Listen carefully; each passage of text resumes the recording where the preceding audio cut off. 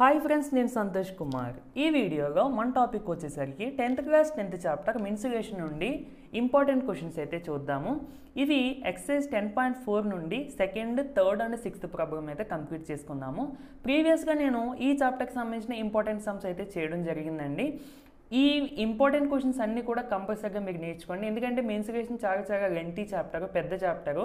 So అన్ని questions చేయాలంటే కుదరదు. బట్ మీరు ఈ selected models totally 9 questions 10 questions నేను చెప్పాను. ఈ 10 క్వశ్చన్స్ మీరు బాగా చూసుకుంటే మన లక్కీ కొద్దీ 10 క్వశ్చన్స్లోనే రావచ్చు, మోడల్ అనేది మళ్ళీ రిపీట్ అవ్వచ్చు. ఇన్ కేస్ కొత్తగా అడిగినా కానీ మీకు మోడల్ అనేది చేంజ్ అవ్వదు. ఓకేనా? సో దట్ మీకు ఎలా చేయాలనేది ఐడియా ఉంటే ఒకవేళ ఓన్గా క్వశ్చన్ ఇచ్చినా కానీ మీరు చేయగలుగుతారు. సో మనకి ఎక్సైజ్ 10.4 నుండి 2, 3, 6 ప్రాబ్లమ్స్ అయితే ఈ వీడియోలో చూద్దాం. 4 కాదు ఇది. సో సెకండ్ ప్రాబ్లం చూసుకున్నట్టయితే 3 metallic spheres of radii 6 cm, 8 cm and 10 cm are melted together to form a single solid sphere. Find the radius of the resulting sphere. Firstly, ఒక సాలిడ్ నుండి ఇంకొక సాలిడ్ తయారయ్యింది అని అన్నప్పుడు ఇది ఏరియాస్కి సంబంధించింది కాదు అన్నది మీరు మైండ్లో పెట్టుకోవాలి. ఇది వాల్యూమ్స్కి సంబంధించింది. ఓకేనా? ఒక సాలిడ్ ఫామ్ నుండి ఇంకొక సాలిడ్ ఫామ్కి కన్వర్షన్ జరిగింది అని మీకు క్వశ్చన్లో ఇస్తే వెంటనే మీరు ఈ రెండింటి యొక్క వాల్యూమ్స్ అనేటివి ఈక్వల్ చేయాలి. దాని నుండి మనకి అక్కడ క్వశ్చన్లో ఏది అడిగితే అది ఫైండ్ అవుట్ చేయాలి. ఇక్కడ మాత్రం 3 మెటాలిక్ స్పియర్స్ ఉన్నాయంటండి. ఒక్కొక్క దాని యొక్క రేడియస్ కూడా ఇచ్చేసారు. ఆర్ మెల్టెడ్ అంటే కరిగించి together form a single solid sphere అంటే ఇక్కడ డయాగ్రమెటికల్గా చూడండి. 3 మెటాలిక్ స్పియర్స్ని కరిగించి వచ్చిన మెటీరియల్తో ఒక కొత్త స్పియర్ అనేది ప్రిపేర్ చేశారు అని అన్నారు. అయితే దీని యొక్క రేడియస్ ఎంత అని అంటున్నారు. ఓకేనా? సో దానికి మనం ఏం చేయగండి, దీని యొక్క వాల్యూము, దీని యొక్క వాల్యూము, దీని యొక్క వాల్యూము కడతాము, మూడింటిని యాడ్ చేస్తాము, దాన్ని దీని యొక్క వాల్యూమ్కి ఈక్వల్ చేస్తాం. ఎందుకంటే ఈ మూడింటి ద్వారా వచ్చిన క్వాంటిటీతోటే ఈ స్పియర్ తయారైంది. దట్స్ వై దీని యొక్క వాల్యూమ్స్ ఎంతైతే ఉంటుంది, వీటి సమ్ చేస్తే వచ్చిన వాల్యూమ్ ఎంతైతే ఉంటుందో దీనికి కూడా అంతే ఉంటుంది. ఓకేనా? అంతే సింపుల్ కాన్సెప్ట్. సో ఇంకా మనం ప్రాబ్లం అయితే చేసుకుందాము. Given radius of the 3 spheres, radius of the first sphere R1 అని అనుకుంటున్నాను, 6 cm అని ఇచ్చారండి. So volume of the first sphere, volume of the sphere formula ఏంటి, 4/3 × πr³. సో ఇక్కడ ఫస్ట్ స్పియర్ యొక్క రేడియస్ ఎంత, R1 కదా, అంటే డైరెక్ట్గా R + 6 సబ్స్టిట్యూట్ చేసేయండి. అంటే మీకు ఇక్కడ ఫస్ట్ స్పియర్ R1 అనుకున్నాం కదా రేడియస్, అందుకని చెప్పి మళ్ళీ కన్ఫ్యూజ్ అవుతారని చెప్పి ఇలా రాశాను. డైరెక్ట్గా 6 సబ్స్టిట్యూట్ చేస్తే 4/3 × π × 6³ ఇది ఫస్ట్ స్పియర్ యొక్క వాల్యూమ్. నెక్స్ట్ సెకండ్ స్పియర్ యొక్క వాల్యూమ్ ఏం మారుతుంది, అంతా సేమ్, ఓన్లీ రేడియస్ మారుతుంది. ఇంకా 6 + 8 వస్తుంది. ఓకేనా? ఇది ఫస్ట్ స్పియర్ది, ఇది సెకండ్ స్పియర్ది అండ్ ఇది థర్డ్ స్పియర్. దీనికి ఏం మారుతుంది, ఇది కూడా రేడియసే కదా, చేంజ్ అవుతుంది. సో టోటల్గా ఇప్పుడు మనం ఈ మూడింటి స్పియర్స్ యొక్క వాల్యూమ్స్ ఫైండ్ అవుట్ చేసేసాం. ఓకేనా? ఇప్పుడు జాగ్రత్త చూడండి. These 3 spheres are melted to form a single sphere. ఈ సింగిల్ స్పియర్ యొక్క రేడియస్ ఎంత అనేది మన క్వశ్చన్. అది మనకి తెలియదు కాబట్టి ఏమనుకుందాం అంటే let radius of the resulting spear is R అని అనుకున్నాం. అంటే ఈ స్పియర్ యొక్క రేడియస్ ఎంత అని అనుకున్నామండి, R అని అనుకున్నాం. అది మనం ఫైండ్ అవుట్ చేయలేదు, అది మనకి తెలియదు కాబట్టి R అని అనుకోవడం జరిగింది. ఇప్పుడు నేను ఇందాక చెప్పిన పాయింట్, సమ్ అంటే ఎడిషన్, దీన్ని వాల్యూమ్ ఆఫ్ ద 3 స్పియర్స్ అంటే sum of the volumes of these 3 spheres is equal to the volume of the single sphere. ఇదిగో sum of the volume of the 3 spheres is equal to volume of the resultant sphere. ఓకేనా? ఇప్పుడు కనబడుతుంది కదా. Okay. So ఇప్పుడు volume of the 3 spheres అంటే ఈ మూడింటిని add చేసేసేయండి. ఈ మూడే కదా మనకు వచ్చినవి, అంటే 4/3 π × 6³ + 4/3 π × 8³ + 4/3 π × 10³ ఈ మూడింటిని యాడ్ చేసేయండి. That equal to volume of this resultant sphere. దీని యొక్క వాల్యూమ్ ఫార్ములా ఏంటండి, 4/3 × π × r³. ఏ r³, ఈ r³. ఎందుకంటే దీని రేడియస్ మనకు తెలియదు, ఇక్కడ మనకి తెలుసు కాబట్టి సబ్స్టిట్యూట్ చేసేస్తాం, ఇక్కడ మనకి తెలియదు కాబట్టి r కింద ఉంచేస్తున్నాము. So volume of the resultant sphere ఎంతండి, 4/3 × π × r³. ఓకే. నా ఇక్కడ LHSలో చూసుకుంటే మీకు ఇందాక డౌట్ రావచ్చు, ఎందుకు ఇక్కడ సింప్లిఫై చేయకుండా ఎలా వదిలేసామని. ఎందుకు వదిలేసానంటే లాస్ట్లో సింప్లిఫై చేసుకుందామని. సో ఇక్కడ చూసుకుంటే ఇక్కడ 4/3 పై ఉంది, ఇక్కడ కూడా 4/3 పై ఉంది, అండ్ ఇక్కడ కూడా 4/3 పై ఉంది. సో టోటల్గా మూడింటికి కామన్గా 4/3 పై ఉంది కాబట్టి 4/3 కామన్ తీసేస్తే ఇంకేముంటుందండి, 6³ + 8³ + 10³ దట్ ఈక్వల్ టు ఇక్కడ 4/3 into pi r³. So both sides ఈ 4/3 ఇంటూ పై అనేది క్యాన్సిల్ అయిపోతుంది. ఇంకేం మిగులుతున్నాయండి, 6³ + 8³ + 10³. 6³ అంటే 216, 8³ అంటే 512, 10³ అంటే 1000 that equal to r³. So ఈ మూడింటిని యాడ్ చేసేస్తే 1728 is the answer. That is equal to r³. యాక్చువల్గా అది కదా answer. r³ is equal to 1728 వచ్చింది. మరి r వాల్యూ ఎంత? సో ఇక్కడ మనకి r³ ఈజ్ ఈక్వల్ టు 1728 వచ్చింది కదండి. మనం ఏం చేద్దామంటే ఇక్కడ ప్రైమ్ ఫ్యాక్టరైజేషన్ ఫైండ్ అవుట్ చేద్దాం. ఒక్కసారి చూడండి, మీకు ఈజీగా అర్థమవుతుంది. 2 8 = 16, ఇంకా ఎంత రిమైనింగ్ 17కి 1ని పక్కన వేసుకుంటే 12, అంటే 2 6 = 12. నెక్స్ట్ 2 4 = 8, మళ్ళీ 2 4 = 2 3 = ఇదంతండి 2 2 = నెక్స్ట్ 2 2 = 2 1 = 2 6 = ఎందుకంటే 2 1 = 2, ఇంకా 1 రిమైనింగ్, ఈ 1 పక్కన వేసుకుంటే 12, 2 6 = 12, మళ్ళీ 2 1 = నెక్స్ట్ 0 లేదంటే 2 10 = 20 వేసేసుకోండి, ఇంకా 1 రిమైనింగ్ కదండి. 1 పక్కన వేసుకుంటే 16, 2 8 = 16, నెక్స్ట్ 2 5 = 2 4 = నెక్స్ట్ 2 2 = 4, 5కి 4 తీసేస్తే ఇంకా 1 రిమైనింగ్, 1 పక్కన వేసుకుంటే 14, అంటే 2 7 = 14. మళ్ళీ 2 టేబుల్గా రాదు కాబట్టి 3 9 = 3 3 = 3 1 = ఓకేనా. సో కనిపిస్తుంది కదండి, ఒకసారి నేను రఫ్గా చూపిస్తాను. సో మనకి ఇక్కడ ఏంటంటే టోటల్గా 1728 అంటే ఎంత వచ్చిందండి, 2 × 2 × 2 × 2 1 2 3 4 5 6, అంటే 6 2s, 3 3లు, అంతే కదా. ఇది మనకు వచ్చింది. ఇప్పుడు మనకి r³ ఈజ్ ఈక్వల్ టు 1728 వచ్చింది. r³ ఈజ్ ఈక్వల్ టు 1728 అంటే r is equal to cube root of 1728 అన్నమాట. అంటే r is equal to 1728 whole power 1/3 అన్నమాట. ఓకేనా. సో ఇప్పుడు ఇక్కడ జాగ్రత్త చూసుకుంటే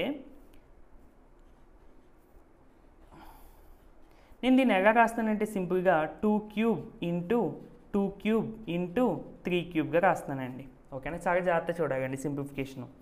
అంటే 1728 ఈజ్ ఈక్వల్ టు ఎంత వచ్చింది మనకి. ఇప్పుడు మనకి ఏం కావాలి, 1728 హోల్ పవర్ 1/3 కావాలి. So power 1/3 both sides right చేయండి. ఇప్పుడు ఈ పవర్ 1/3 అనేది దీనికి వస్తుంది. దీనికి వచ్చినప్పుడు ఏమవుతుంది, 2³ హోల్ పవర్ 1/3, 3 3 క్యాన్సిల్ అయిపోయి 2 వస్తుంది. అంటే దీనికి వచ్చినప్పుడు 2 వస్తుంది, ఇంటూ దీనికి వచ్చినప్పుడు 2 వస్తుంది, ఇంటూ దీనికి వచ్చినప్పుడు 3 వస్తుంది. 2 2 = 4, 4 3 = 12. So 12 is the answer. అర్థమైందండి. యాక్చువల్గా ఇది మనకి బేసిక్ పార్టే. ఆఫ్ కోర్స్ మీకు రాకపోయినా ఏం ప్రాబ్లం లేదు, ఇప్పుడు నేర్చుకోండి. ఓకేనా. సరే. సో ఆ విధంగా మనకి r వాల్యూ ఎంత వచ్చిందండి, 12 సెంటీమీటర్స్. అంటే పెద్ద స్పేర్ యొక్క రేడియస్ ఎంత ఉంటుందండి, 12 సెంటీమీటర్స్ ఉంటుంది. ఓకేనా. నీట్గా నోట్ చేసుకోండి. Next question, third question. ఇది చాలా అంటే మనకి నమ్మశక్యంగా ఉండదు ఈ క్వశ్చన్. ఒకసారి చూడండి. ఏ 20 meters deep well with diameter 7 meters is dug and the earth got by digging is evenly spread out to form a rectangular platform of base 22 meters into 14 meters. Find the height of the platform. క్వశ్చన్ని చూసి అస్సలు భయపడొద్దు, నేను దీన్ని మీకు అర్థమయ్యేగా చెప్తాను. విషయం ఏంటంటే ఇక్కడ ఒక నుయ్యి తవ్వుతున్నారని మనకు అర్థమైంది, ఎందుకంటే వెల్ అన్నారు కాబట్టి. సో ఫస్ట్ ఇది గ్రౌండ్ అని అనుకుందామండి, అంటే మా గ్రౌండ్.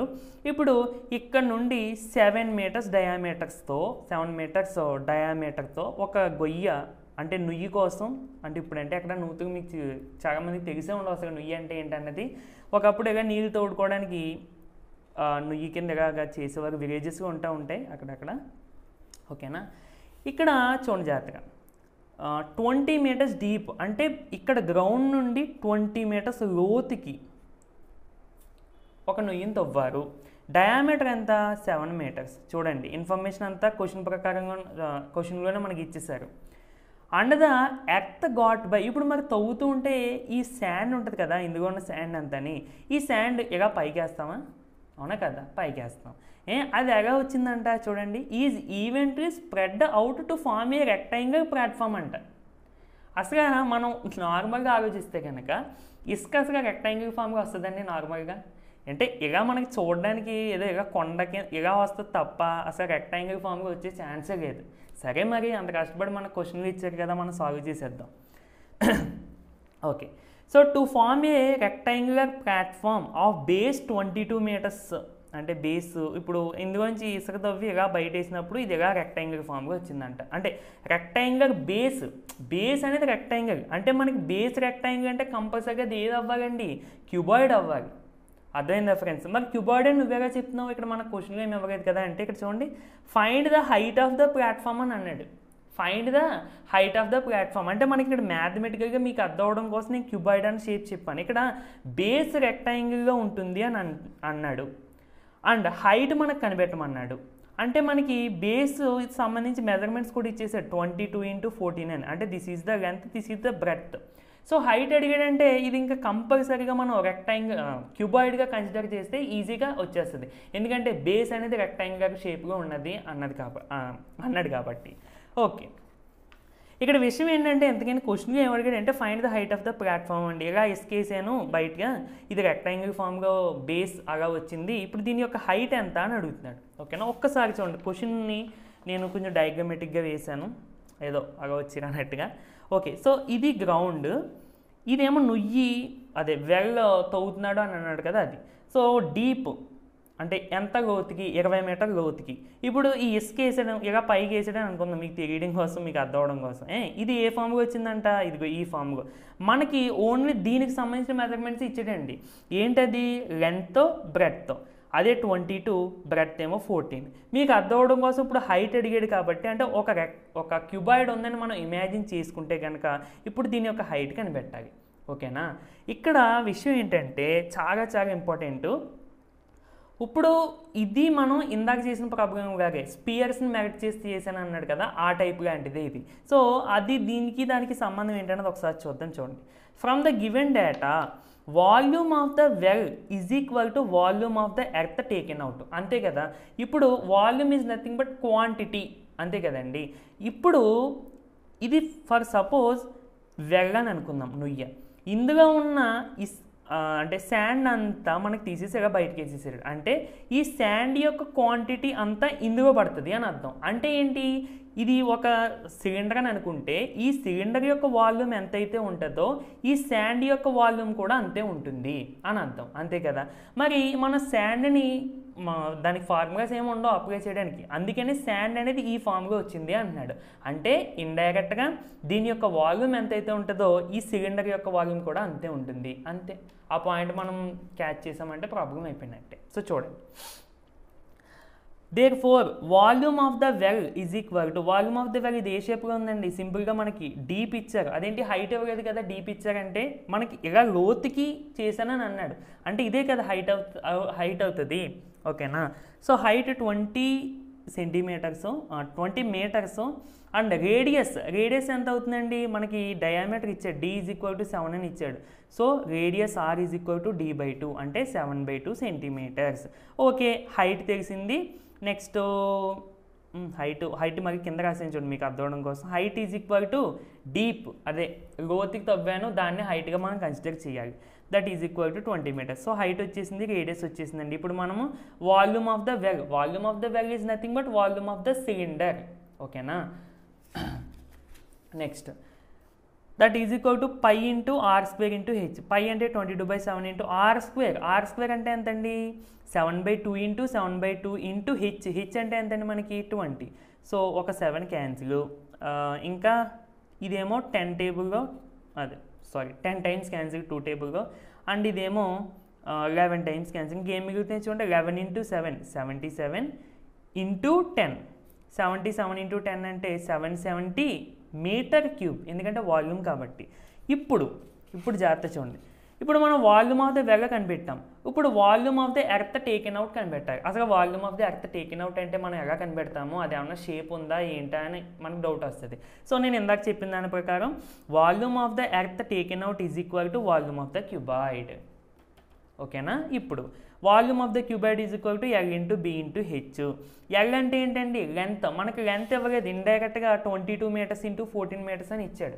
అంటే మనం ఇందులో ఫస్ట్ ఉన్నదాన్ని లెంత్గా తీసుకుంటాం, జనరల్గా ఎక్కువ వేగం ఉన్నదాన్ని లెంత్గా తీసుకుంటాం, దీన్ని బ్రెడ్త్.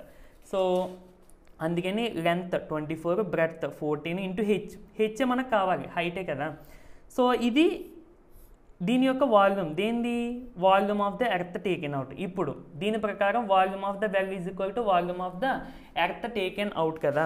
అంటే దీన్ని ఈ 770ని ఈక్వల్ చేసేయండి. సో 22 ఇంటూ 14 ఇంటూ హెచ్, ఇదేమో మీటర్ క్యూబ్ అని పెట్టుకోండి, ఇదేమో volume of the earth taken out అండి, ఇదేమో volume of the well. So రెండింటిని ఈక్వల్ చేసేయండి దీన్ని మనం అనుకున్న క్లూ ప్రకారం, అదే క్లూ కాదు మనం ఇమాజిన్ చేసుకున్న సిచ్యువేషన్ ప్రకారం. So 22 into 14 into H is equal to 770. ఇప్పుడు మనకి హెచ్ కావాలండి. సో ఈ రెండింటిని ఇటు సైడ్ ట్రాన్స్పోజ్ చేసేయండి. అంటే ఏమవుతుంది డివిజన్, ఎందుకంటే రెండు ఇంటూ చేస్తున్నాయి కాబట్టి ఇక్కడ ఇటు సైడ్కి వచ్చేసరికి డివైడ్ చేస్తాయి. అంటే మనకు అర్థం అవడం కోసం అలా చెప్పుకుంటూ ఉంటాము. So H is equal to 770/22 into 14. So 7 టేబుల్లో ఇది 2 టైమ్స్ క్యాన్సిల్ అండి, 7 2 జా 14 అండ్ 77 అనేది 11 టైమ్స్, పక్కన 0 ఉంది కాబట్టి టోటల్గా 110. నెక్స్ట్ 11 టేబుల్లో 11 2 జర్ 22, 11 10 జర్ 120. నెక్స్ట్ 2 5 జర్ ఇంకేం మిగులుతుందండి 5/2, అదే 5/2 డైరెక్ట్గా వేస్తాను 10/4 అని, ఎలాగైనా ఒకటే కదా ఇక్కడ క్యాన్సిల్ చేసినా మీకు 5/2 వస్తుంది. 5/2 అంటే 2.5 మీటర్స్ ఈజ్ ద హైట్. ఓకేనా ఫ్రెండ్స్. సో ఇదండి మనకి ప్రాబ్లం. నెక్స్ట్ 6th క్వశ్చన్ అండి. ఇది చాలా చాలా ఇంపార్టెంట్ మోడల్, ఎందుకంటే ఎక్కువగా అడుగుతున్నారు ఒక సాలిడ్ షేప్ నుంచి ఇంకో సాలిడ్ షేప్ ఫామ్ అవుతుంది, అప్పుడు దాని యొక్క రేడియస్ ఎంత, హైట్ ఎంత మనం ఆల్రెడీ చెప్పుకున్నాం కదా. సో ఆ విధంగా ఈ వీడియోలో చెప్పే 3 మోడల్స్ నుండి కంపల్సరీగా ఒక మోడల్ అడిగే ఛాన్స్ ఉంటుందండి, ఎందుకంటే ఇవి చాలా చాలా రిపీటెడ్ మోడల్స్. ఓకేనా. మీకు మెయిన్ కాన్సెప్ట్ అర్థమైతే నేను ఒకవేళ ఇదే క్వశ్చన్ కాదు ఎలాంటి క్వశ్చన్స్ మార్చి ఇచ్చినా కానీ మీరు అట్లీస్ట్ వదిలేకుండా ట్రై చేయగలుగుతారు. ఓకేనా. నేను కంపల్సరీ 100% చేసేస్తారని చెప్పను, అది బేస్డ్ ఆన్ ఎవర్ ప్రాక్టీస్ మీద డిపెండ్ అయి ఉంటుంది, అంతే కదండి. ఇప్పుడు మేము చెప్పడం వరకునే, అది మీరు ఎంత ప్రాక్టీస్ చేశారన్న దాని మీద మీ రిజల్ట్ అనేది ఉంటుంది. ఓకేనా. ఇప్పుడు నేను బాగా చెప్పొచ్చు, బాగా చెప్పకపోవచ్చు, అది వేరే విషయము. అది మీరు అర్థం చేసుకునే విధానం బట్టి అండ్ మీరు ప్రాక్టీస్ చేసే అండ్ మీరు హార్డ్ వర్క్ బట్టి మీ రిజల్ట్ అనేది డిపెండ్ అయి ఉంటుంది, అంతే కదా. సో అది అందుకని ఏంటంటే చెప్పే చాలా జాగ్రత్తగా నేర్చుకోండి, జాగ్రత్తగా వినండి, బాగా చదువుకోండి, అంతే. ఓకే, ఒకసారి చూద్దాం. How many silver coins 1.75 centimetres in diameter and thickness 2 meters. Thickness is nothing but వెడల్పు. ఓకేనా. థిక్నెస్ ఈజ్ నథింగ్ బట్ వెడల్పు అన్నట్టు. And thickness 2 millimeters. 2 millimeters చూడండి, దీనికి ఏమో యూనిట్ సెంటీమీటర్స్ అని ఇచ్చాడు, దీనికి ఏమో మిల్లీమీటర్స్ అని ఇచ్చాడు. మనం ఏం చేద్దాము అంటే మిల్లీమీటర్స్ని సెంటీమీటర్స్గా మార్చేద్దాం, ఎందుకంటే ఇక్కడ అన్ని సెంటీమీటర్స్గానే ఉన్నాయి ఎక్కువగా. సో అందుకని ఏంటంటే మనం సెంటీమీటర్స్గా మార్చేద్దాం. సరే, ఇప్పుడు మన క్వశ్చన్ చూద్దాం first. How many silver coins 1.75 centimetres in diameter and thickness 2 millimeters. 1.75 centimetres diameter ఉండాలి అండ్ థిక్నెస్ ఏమో 2 mm ఉండాలి. ఇలాంటి కాయిన్స్ అనేవి ఎన్ని తయారవుతాయి, ఎప్పుడు need to be melted to form a cuboid of dimensions. form a cuboid of dimensions అని చెప్పి మనకు డైమెన్షన్స్ ఇచ్చారు. అంటే క్వశ్చన్ ఏంటంటే ఇప్పుడు ఇక్కడ కాయిన్స్ ఇచ్చాడు కదండి ఈ మెజర్మెంట్స్తో, ఈ మెజర్మెంట్స్తో ఉన్న కాయిన్స్ని ఎన్ని మనం మెల్ట్ చేసి కరిగిస్తే ఈ డైమెన్షన్స్తో ఉన్న క్యూబాయిడ్ అనేది రెడీ చేయగలము. క్వశ్చన్ అర్థమైందండి. ఇక్కడ కాయిన్స్ మెల్ట్ చేసి తయారు చేసి నన్ను ఇవ్వలేదు, చూసాక మనం కన్ఫ్యూజ్ చేయడానికి ఏమడిగాడు, ఎలాంటి క్యూబాయిడ్ తయారు చేయాలంటే, అంటే ఈ మెజర్మెంట్స్తో ఉన్న క్యూబాయిడ్ మనం తయారు చేయాలి అంటే ఈ డైమెన్షన్స్తో ఉన్న కాయిన్స్ని ఎన్నింటిని మనం మెల్ట్ చేయాలి. చూసాక మన కాన్సెప్ట్ అయితే ఒకటే, బట్ అడిగే క్వశ్చన్ విధానం అనేది డిఫరెంట్. ఓకేనా. ఇప్పుడు మనం ఏం చేద్దామంటే ఫస్ట్ ఇటువంటి టైప్ ఆఫ్ అంటే దీని యొక్క వాల్యూమ్ ఈక్వల్ చేద్దామండి, ఎందుకంటే మెల్ట్ చేసి మనం కూడా ఫామ్ చేయాలన్నట్టే కదా ఇక్కడ కూడాని. అండ్ మనం ఇప్పుడు ఎలాంటి కాయిన్స్ ఎన్ని మెల్ట్ చేస్తే ఇది తయారవుతుందో తెలియదు, మనం ఏం చేద్దామంటే అది మనకు తెలియదు కాబట్టి n అని అనుకుందాం. ఓకేనా. ఇక్కడ చూడండి, let number of the silver coins need to melt is equal to n. అంటే n నెంబర్ ఆఫ్ కాయిన్స్ని కరిగిస్తే ఈ క్యూబాయిడ్ తయారవుతుంది అని అనుకుందాం. అంటే ఏంటి, ఈ n నెంబర్ ఆఫ్ కాయిన్స్ యొక్క volume is equal to volume of this cuboid. Why? ఎందుకంటే మనం ఇలాంటి కాయిన్స్ n తయారు చేస్తే n మెల్ట్ చేస్తే ఇది ఫామ్ అవుతుంది అని అనుకున్నాం. అంటే ఏంటి, ఈ n కాయిన్స్ యొక్క వాల్యూమ్ యాడ్ చేస్తే అది కంపల్సరీగా దీని వాల్యూమ్కి ఈక్వల్ అవ్వాలి. అంటే మనం ఇప్పుడు చేయాల్సింది ఏంటి, ఫస్ట్ దీని యొక్క ఒక్క కాయిన్ యొక్క వాల్యూమ్ ఎంతో చూద్దాం, అప్పుడు n కాయిన్స్ యొక్క వాల్యూమ్ ఎంతో చూద్దాం. ఓకేనా? సరే, ఇక్కడ ఫస్ట్ అసలు కాయిన్ ఏ షేప్లో ఉంటుంది? కాయిన్ మీకు నార్మల్గా చూస్తే పెద్దగా తెలియదు కానివ్వండి. ఇప్పుడు ఒక 5 రూపీస్ కాయిన్ ఇప్పుడంటే కొంచెం సన్నంగా వస్తాయి, కానీ ఒకప్పుడు కొంచెం రావుగా ఉండి 5 రూపీస్ కాయిన్స్. ఆ 5 రూపీస్ కాయిన్స్ చూస్తే మీకు చూడడానికి నియర్గా ఇలా ఉంటుంది. అంటే that is nothing but cylinder షేప్గా ఉంటుంది. అవునా కాదు? మీకు జాగ్రత్తగా గమనిస్తే సిలిండర్ షేప్గా ఉంటుంది. ఓకే, సిలిండర్ షేప్గా ఉంటుంది అంటే దానికి డైమెన్షన్స్ ఏముంటాయి? Radius, 2 height. ఇక్కడ మనకి డయామీటర్ ఆల్రెడీ ఇచ్చేసారు 1.75 మీటర్స్ అని. సో 1.75 మీటర్స్, సారీ మీటర్స్ కాదు, సెంటీమీటర్స్ డయామీటర్ అని ఇచ్చాడు. ఒక్క నిమిషము. ఓకే, ఈ డయామీటర్ని ఉపయోగించి రేడియస్ కనిపెట్టేద్దాము. నెక్స్ట్ థిక్నెస్ ఇచ్చారు కదా, ఇదే హైట్ అవుతుంది. ఓకేనా? సో అన్నీ మనం ఆర్డర్గా వెళ్దాము. ఫస్ట్ చూడండి, ఇక్కడ ఇది అర్థమైంది కదండి ఫస్ట్ వేను. తర్వాత therefore volume of the n coins is equal to volume of the cuboid. ఇది కూడా నేను ఆల్రెడీ చెప్పాను. ఫస్ట్ మనం వాల్యూమ్ ఆఫ్ ద కాయిన్ కనిపెడదాం. సో నేను ఆల్రెడీ చెప్పాను, కాయిన్ అనేది సిలిండ్రికల్ షేప్గా ఉంటుంది కాబట్టి దాని యొక్క వాల్యూమ్ πr²h. దీనికోసం మనకి రేడియస్ ఆఫ్ ద కాయిన్ కావాలి. ఇదిగో consider coin as the cylinder, అంటే మీకు కన్ఫ్యూజ్ అవ్వకుండా అని రాసేసి అనమాట. So radius of the coin is equal to, మనం r అని అనుకుంటాం కదా, r is equal to d/2. d అంటే ఎంతండి? 1.75 సెంటీమీటర్స్ బై 2. సో రేడియస్ వచ్చేసింది. నెక్స్ట్ ఇది చాలా ఇంపార్టెంట్ అండి, thickness of the coin is equal to height of the coin.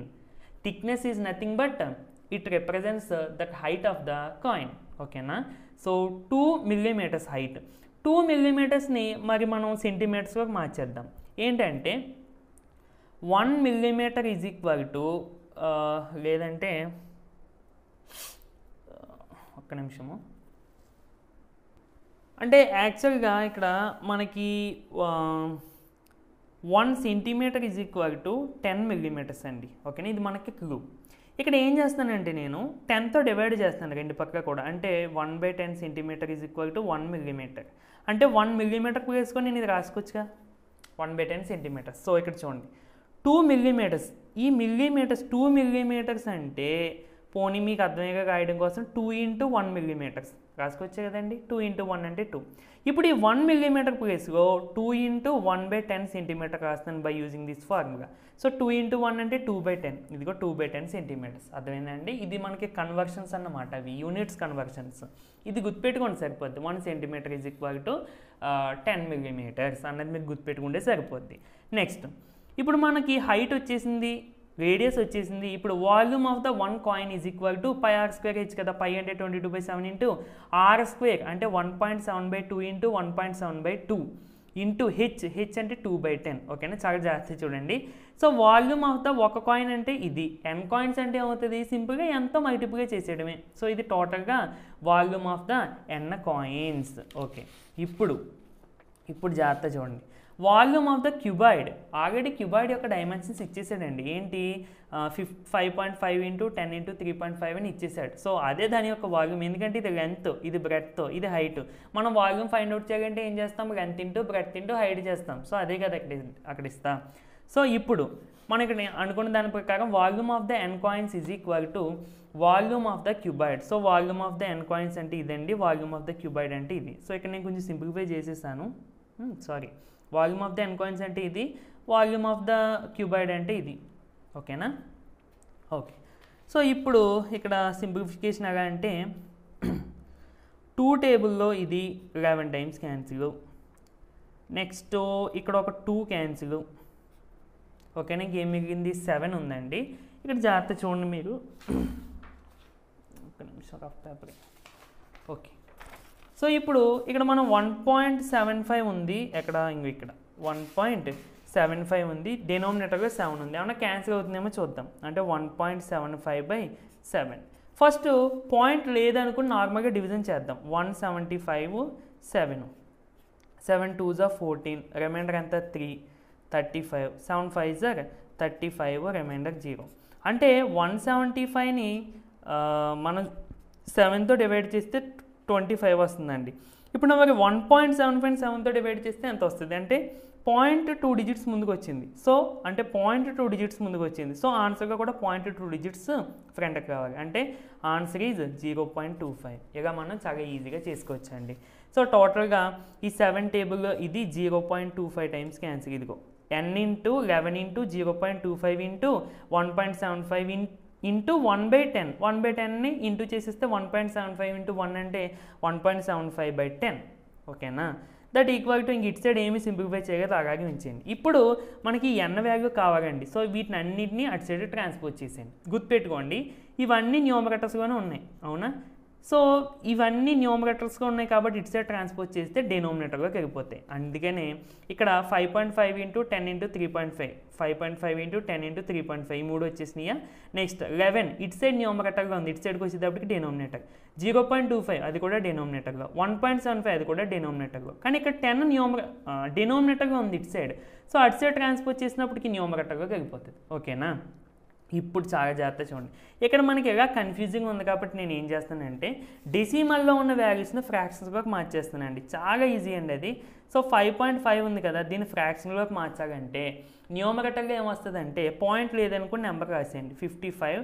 డినోమినేటర్లో ఇటు సైడ్ నుండి పాయింట్ ఎన్ని డిజిట్స్ ముందు ఉందో చూసుకోండి 10. అంతే. ఓకేనా? అలాగా మీకు చూసుకుంటే 5.5 నేను 55/10 అని రాశాను.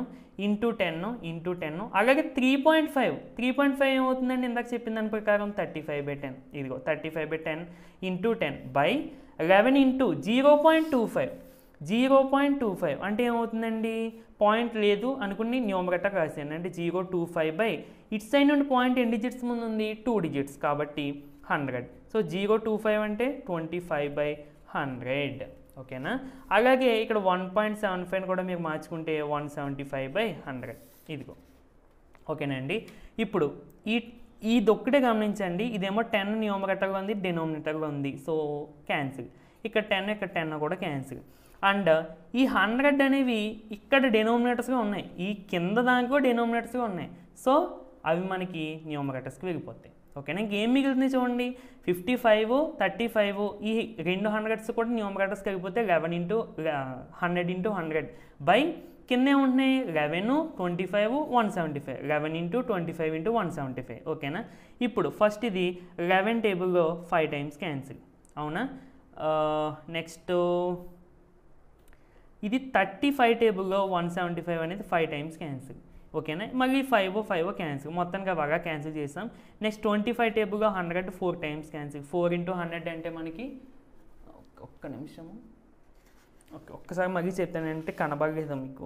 సో 11 టేబుల్ ఇది 5 టైమ్స్ క్యాన్సిల్ అండి. ఓకేనా? తర్వాత ఏదంటే నేను మళ్ళీ ఇక్కడ చెప్తాను చూడండి. అంటే ఈ సింప్లిఫికేషన్ మనకు కొంచెం హార్డ్గా ఉంటాయి కానీ మీకు తెలియాలండి సింప్లిఫికేషన్స్. ఎందుకంటే మీకు ఇక్కడతో అయిపోవు సింప్లిఫికేషన్స్. తర్వాత కూడా మీకు గవర్నమెంట్ ఎగ్జామ్స్ రాసినా ఏ ఎగ్జామ్స్ రాసినా కానీ ఈ సింప్లిఫికేషన్స్ అనేవి చాలా క్రూషియల్ రోల్ ప్లే చేస్తాయి. మీకు రాకపోతే చాలా ఇబ్బంది పడతారు. అందుకని నేను ప్రతిదీ కూడా మీకు చెప్తున్నాను. ఇప్పుడు చూడండి 11 టేబుల్లో ఇది 5 టైమ్స్ క్యాన్సిల్ అండి. ఓకేనా? అలాగే 35 టేబుల్లో ఇది 5 టైమ్స్ క్యాన్సిల్. అంటే చెక్ చేసుకోవడమే, నాకు 35 టేబుల్ కాదు కాకపోతే చెక్ చేసుకున్నాను అంతే. నెక్స్ట్ మళ్ళీ ఈ 5 క్యాన్సిల్. ఇంకేమవుతుంది చూడండి 25 టేబుల్ ఇది 4 టైమ్స్ క్యాన్సిల్. ఇంకేం మిగులుతున్నాయి ఇవన్నీ క్యాన్సిల్ అయిపోయినాయి, ఈ 2 క్యాన్సిల్ అయిపోయినాయి. 4 into 100 400. So 400 is the answer. అంటే ఇలాంటి డైమెన్షన్స్తో ఉన్న 400 కాయిన్స్ని మనం మెల్ట్ చేస్తే ఇలాంటి డైమెన్షన్స్తో ఉన్న ఒక క్యూబర్డ్ అనేది రెడీ అవుతుంది. ఓకేనా? సో ఇది ఫ్రెండ్స్ వీడియో. నచ్చితే తప్పకుండా లైక్ చేయండి. సో నేను టోటల్గా ఒక 9 to 10 క్వశ్చన్స్ చెప్పానేమో అనుకుంటున్నాను. అంటే కొంచెం ఐడియా లేదు నాకు. మెన్సురేషన్ చాప్టర్ నుండి ఈ 10 క్వశ్చన్స్ మీకు పర్ఫెక్ట్గా అయితే ప్రిపేర్ అవ్వండి. అండ్ నాట్ ఓన్లీ ఇప్పుడు ఈ క్వశ్చన్ ఉందంటే ఒక్క క్వశ్చన్ ఎలాగ ఇస్తేనే చేస్తామని కాదు, ఈ మోడల్గా అడిగినా కూడా మీకు చేసేగా ప్రిపేర్ అవ్వాలి. ఓకేనా? సో నెక్స్ట్ వీడియోగా మళ్ళీ కలుద్దామండి. Thank you for watching.